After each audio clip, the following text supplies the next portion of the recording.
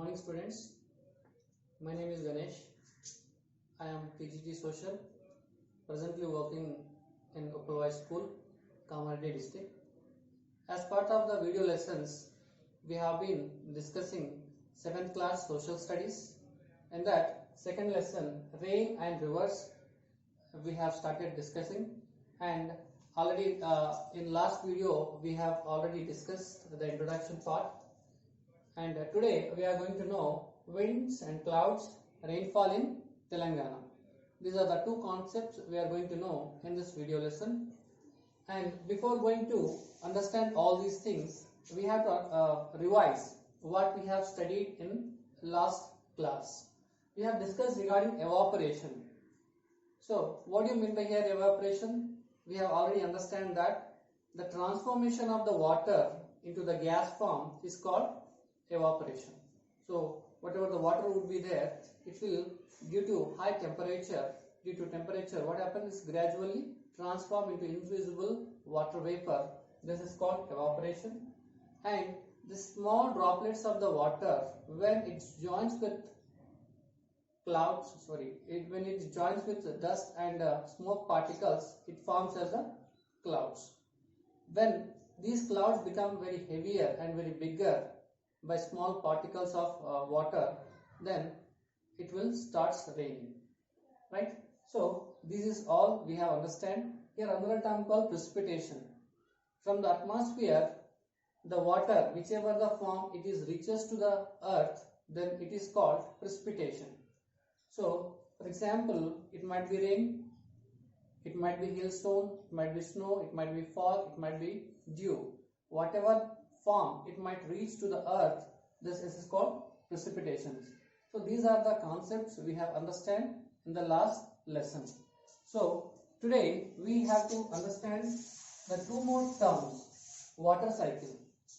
What do you mean by water cycle?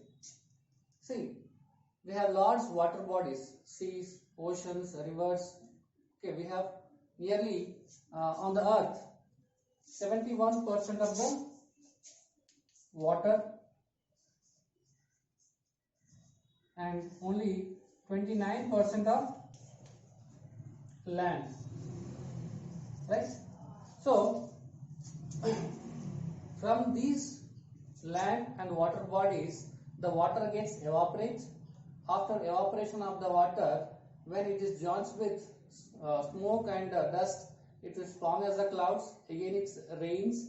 When it rains through the mountains, gradually it makes small streams and rivers. Again it reaches the oceans or seas. So this complete circle is called water cycle. So let us see this image here, the water cycle image. So it is a sea or ocean. So here water is getting evaporated here. So it is gradually forming as a clouds. Here gradually forming as a clouds. After that it is again here raining. So when it is rains on the mountains or land or whatever the form it might be, gradually there are small streams flows here and gradually it is reaches to sea or ocean. So this complete circle is called water cycle. I hope you have understand this term. And next term we are going to understand about humidity. What do you mean by humidity? The simple term to tell you that the presence of water vapor in the air is called humidity. The presence of invisible water vapor is called humidity. So here when temperature increases more and more, the humidity also increases more and more.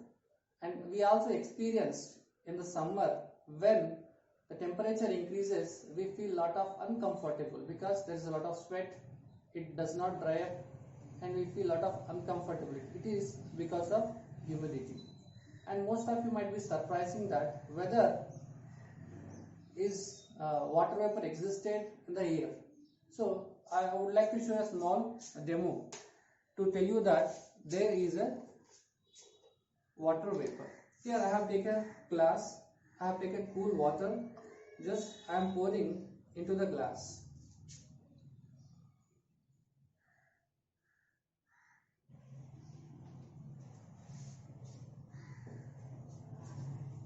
right?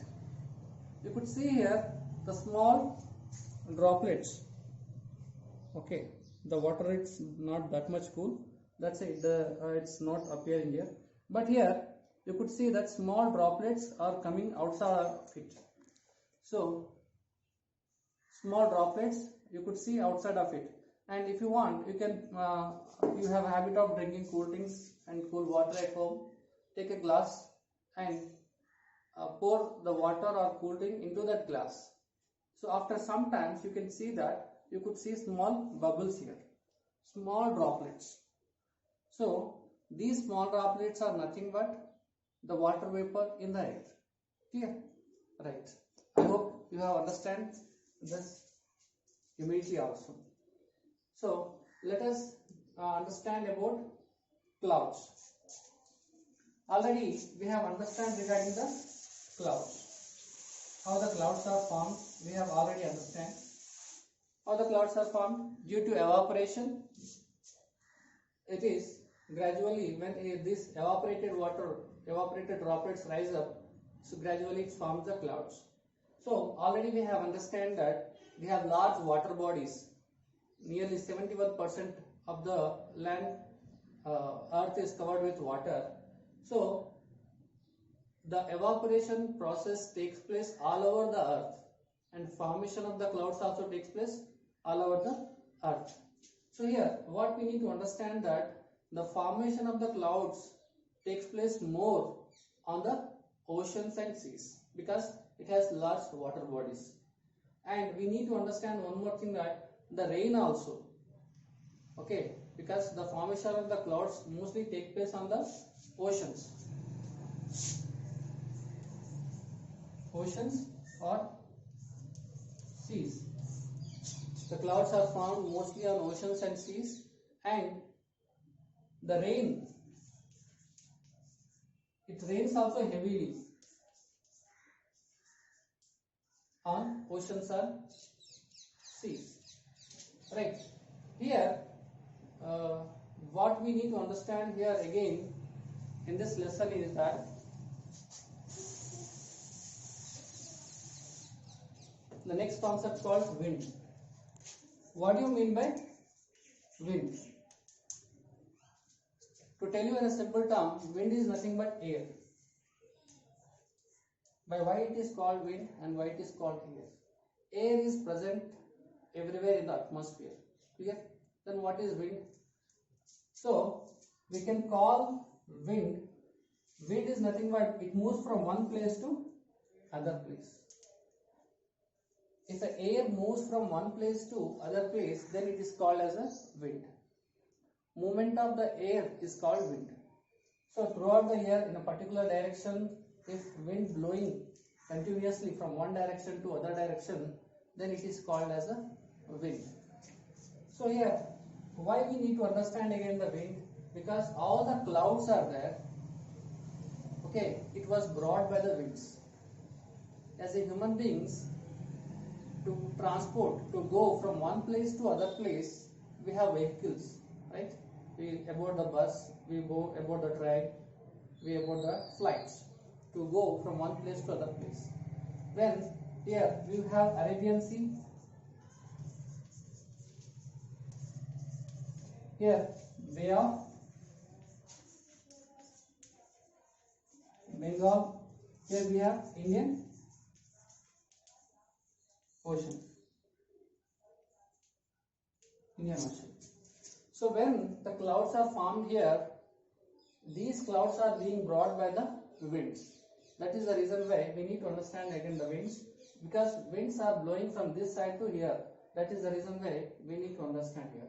So basically, first we need to understand what you mean by wind. It is the movement of the air from one place to other place is called wind.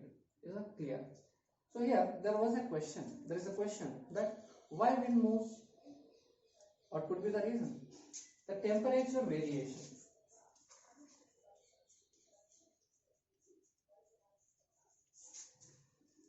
Variation that is a temperature, it makes the wind move from one place to other place. So let us understand simply that wherever the temperature is very high, temperature is very high,